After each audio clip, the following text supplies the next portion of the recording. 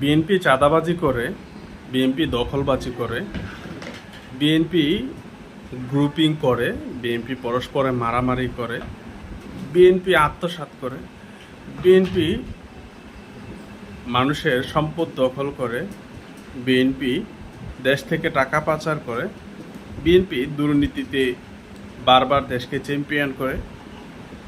আমি বিএনপির প্রতি ক্ষুব্ধ, রাগান্বিত এই কারণে না, বিএনপি এত শত অপরাধের কারণে বিএনপির প্রতি আমার রাগ বা আমার ক্ষোভ বা আমার পছন্দ করতে না পারা, বিএনপিকে ঘৃণা করার পিছনে এগুলো কারণ না। আমার কারণ হচ্ছে এই অপদার্থ বিএনপি, এই রাজনীতিবিদদের কারণে মানুষকে বারবার আওয়ামী লীগের দিকে ফিরে যায়।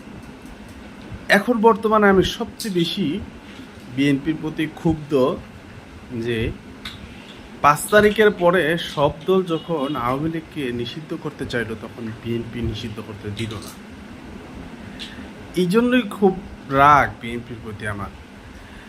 আওয়ামী লীগ যদি নিষিদ্ধ হয়ে যায় তাহলে এই অপদার্থ বিএনপি যা কিছু করুক, মানুষকে আর আওয়ামী লীগের দিকে ফিরতে হতো না। আমার ক্ষোভটা তাহলে এত বিএনপির প্রতি এত থাকতো না। এই অপদার্থ আওয়ামী লীগের প্রতি অলরেডি মানুষ কিন্তু ক্ষুব্ধ হয়ে গিয়েছে এবং তাদের প্রতি বিরক্ত হয়ে গিয়েছে। আর 5টা বছর যদি বিএনপি থাকে, এগুলোকে মানুষ তো দু চোখে নীলায় দেখতে পারবে না, এবং আস্তে আস্তে মানুষ বলবে আগেই ভালো ছিলাম, আওয়ামী লীগই ভালো ছিল, এটা বলতে বাধ্য হবে।